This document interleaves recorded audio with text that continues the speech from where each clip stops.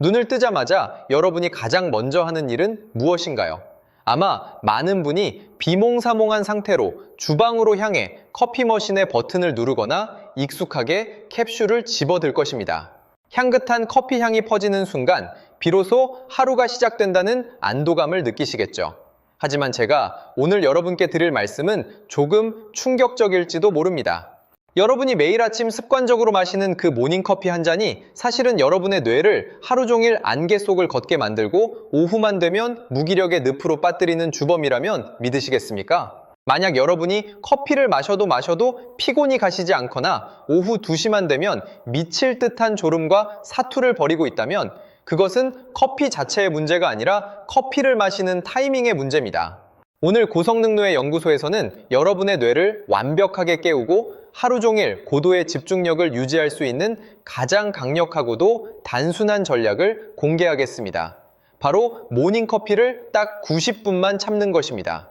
왜 하필 90분일까요? 그 짧은 시간이 우리 뇌의 1년을 그리고 평생의 성과를 어떻게 바꾸어 놓는지 지금부터 뇌과학의 관점에서 아주 깊숙이 파헤쳐 보겠습니다.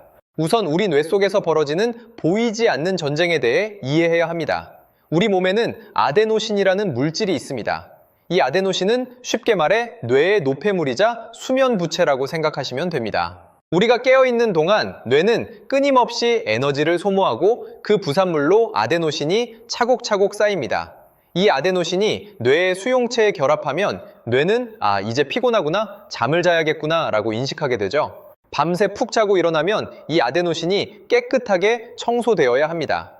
하지만 현실적으로 현대인들의 수면은 완벽하지 않습니다. 아침에 눈을 떴을 때도 뇌 속에는 어젯밤 다 치우지 못한 아데노신 찌꺼기들이 어느 정도 남아있게 됩니다. 이때 우리가 바로 커피를 마시면 어떤 일이 벌어질까요? 카페인은 아데노신과 구조가 매우 비슷하게 생겼습니다. 그래서 뇌 속에 있는 아데노신 수용체에 아데노신 대신 카페인이 먼저 가서 딱 달라붙어 버립니다. 일종의 가로채기인 셈이죠. 아데노신이 결합해야 할 자리를 카페인이 차지해버리니 뇌는 피로 신호를 감지하지 못하게 됩니다. 여러분은 갑자기 정신이 번쩍 들고 에너지가 솟구치는 기분을 느낍니다. 하지만 여기서 비극이 시작됩니다. 카페인이 수용체를 막고 있는 동안에도 뇌 속의 아데노신은 사라지는 것이 아닙니다. 오히려 갈 곳을 잃은 아데노신들이 수용체 주변을 배회하며 계속해서 쌓여만 갑니다. 마치 댐의 수문을 억지로 막아두고 있는 것과 같습니다. 시간이 흘러 서너 시간 뒤에 카페인 효과가 떨어지면 어떻게 될까요?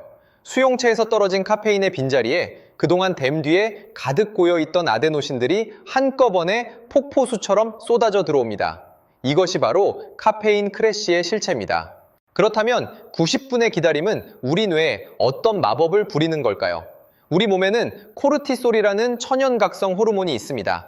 흔히 스트레스 호르몬으로 알려져 있지만 코르티솔은 우리가 아침에 정신을 차릴 수 있게 해주는 고마운 엔진 오일 같은 존재입니다. 건강한 사람이라면 잠에서 깨어난 직후 30분에서 45분 사이에 코르티솔 수치가 최고조에 달합니다. 뇌가 스스로 엔진을 예열하고 최적의 가동 상태를 만드는 시스템을 이미 갖추고 있다는 뜻입니다.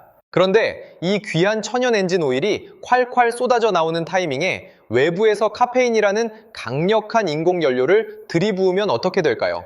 뇌는 혼란에 빠집니다.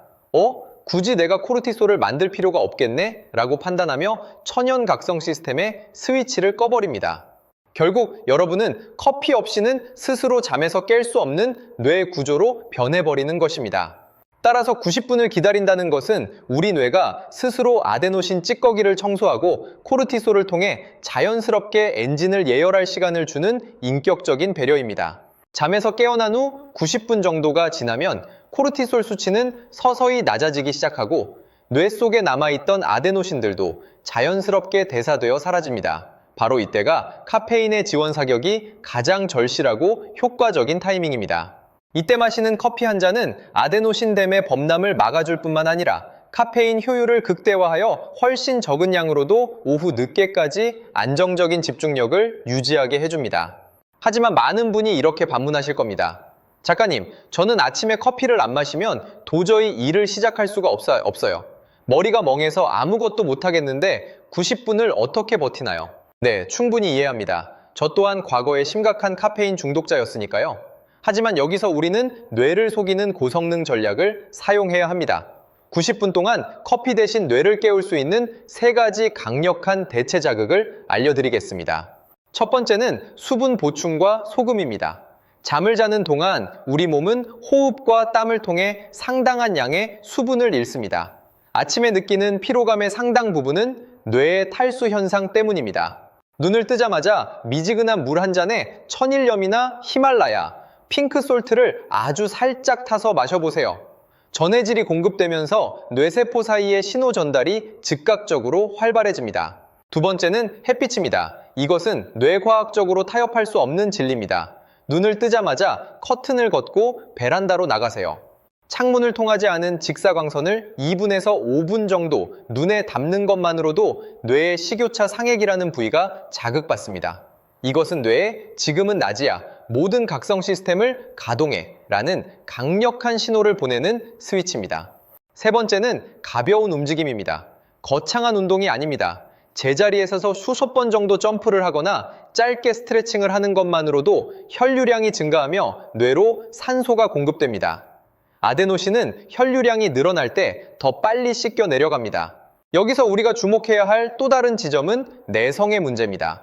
아침 일찍 커피를 마시는 습관은 뇌의 아데노신 수용체 개수를 늘려버립니다.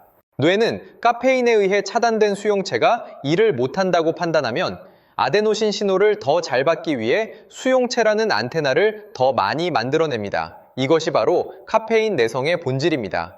하지만 90분 규칙을 지키면 뇌는 굳이 수용체를 늘릴 필요를 느끼지 못합니다.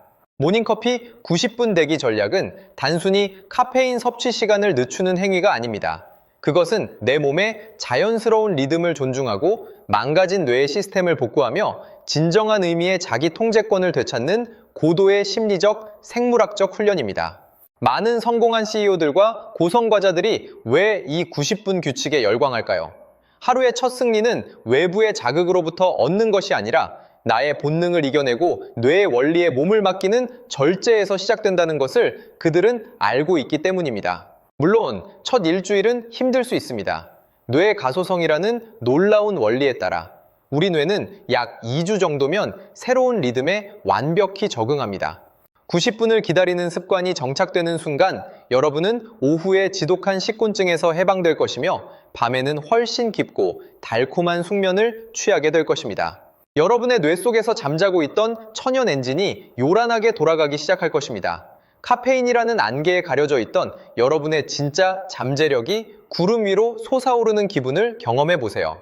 오늘의 이 이야기가 여러분의 삶에 작은 균열을 내기를 바랍니다. 변화는 내일 아침 커피 머신 앞에서 90분을 기다리는 그 작은 인내에서 시작됩니다.